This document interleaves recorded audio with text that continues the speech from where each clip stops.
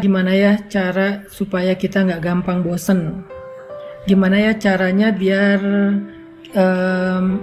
iman kita tuh ketika lagi futur, lagi drop itu tetap fresh gitu. Terus kalau misalnya kita kangen dengan liburan, kangen dengan hiburan, itu gimana caranya? Nah, di sini saya pengen nyampein bahwa iman, perasaan, fisik, tenaga kita itu fitrah kehidupan di dunia itu kayak gitu. Yazidu wa yanqus. Dia kadang-kadang menjadi kuat, kadang-kadang dia menjadi lemah. Itulah fitrah dari kehidupan manusia. Terus gimana cara kita menyikapi fitrah yang kayak gini? Ketika kita lagi kuat, ketika kita lagi mood, ketika kita lagi bugar, itu pasti semuanya jadi mudah. Tapi pas kita imannya lagi lemah, perasaannya lagi bete, tenaganya jadi dalam keadaan mager, malas gerak, lemes banget, pegel-pegel, apa yang harus kita lakukan? Ada beberapa hal. Satu, butuh vitamin, butuh makan, butuh nutrisi. Kedua, kadang-kadang kita butuh terapi, kita butuh pijat, kita butuh spa, kita butuh relaksasi. Dan yang ketiga, kita butuh olahraga, gerak supaya endorfin kita bertambah sehingga kita jadi lebih fresh dan segar lagi. Itu adalah kondisi fisik kita. Dan ternyata kondisi iman kita tuh sama dengan kondisi fisik. Iman itu ketika lemah, dia itu butuh nutrisi. Ketika lemah, dia itu butuh vitamin. Ketika lemah, dia itu butuh makan. Nah, pertanyaannya apa nutrisi iman? Apa vitamin iman? Apa makanannya iman supaya dia kuat lagi? Ternyata kata para ulama, nutrisi iman itu adalah tafakkur. Sebagaimana nutrisi perasaan itu mencari hiburan, maka nutrisi iman itu adalah tafakkur. Apa itu tafakkur? Tafakkur itu memikirkan tentang kebesaran Allah. Itu nutrisi iman. Inna fi khalqis samawati wal ardi wa ikhtilafil laili wan nahar wa ikhtilafil laili wan nahari la ayatin li ulil albab الذين يذكرون الله قياما وقعودا وعلى جنوبهم ويتفكرون في خلق السماوات والأرض ربنا ما خلقت هذا باطلا ربنا ما خلقت هذا باطلا سبحانك فقنا عذاب النار.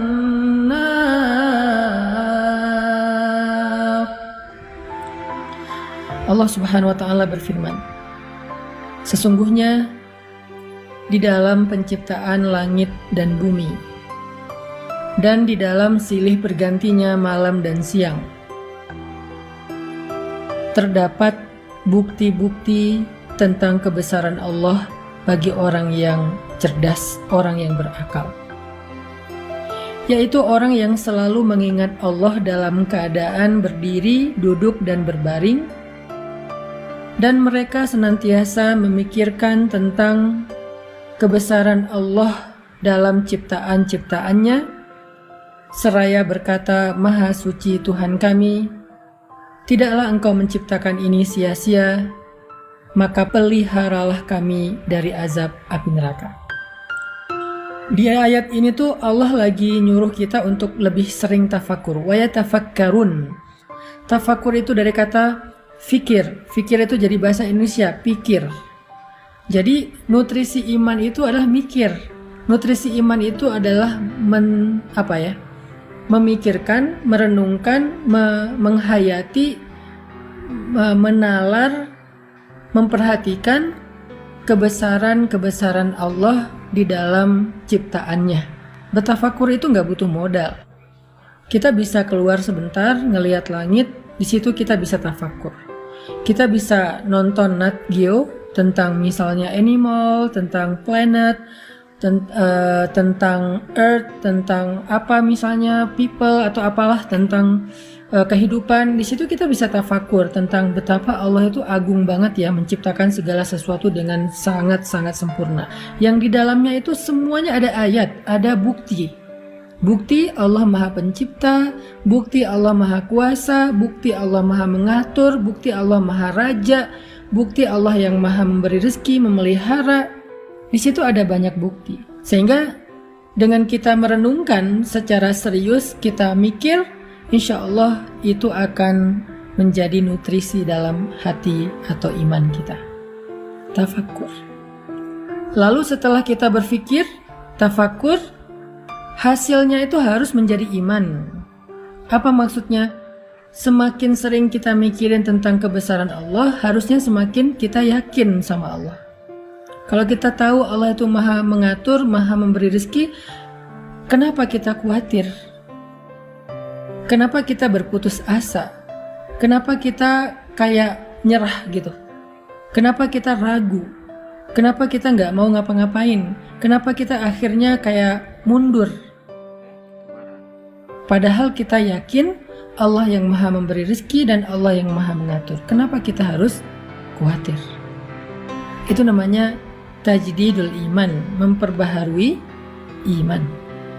Sehingga kalau kita dengan mudah bisa mentafakuri tentang bukti kehebatan seseorang di balik suatu produk, di balik suatu karya, harusnya kita bisa lebih mudah mengagumi Allah yang punya karya-karya yang maha besar di alam semesta.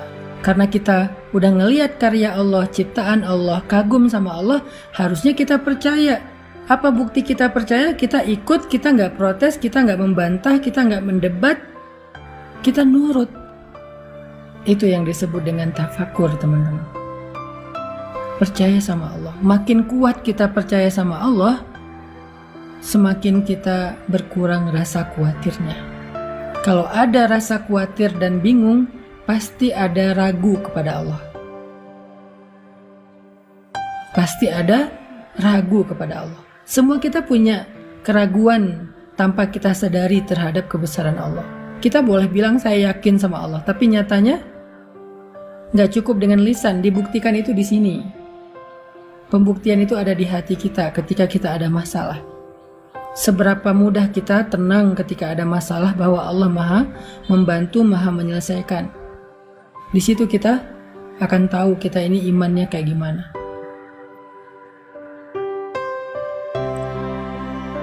Sehingga keraguan itulah yang mengganggu kita. Keraguan itulah yang membuat kita gak nyaman. Keraguan itulah yang membuat kita mengeluh.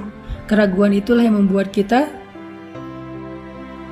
menyesal dengan satu kebaikan. Keraguan itulah yang membuat kita galau. Keraguan itulah yang membuat kita berputus asa.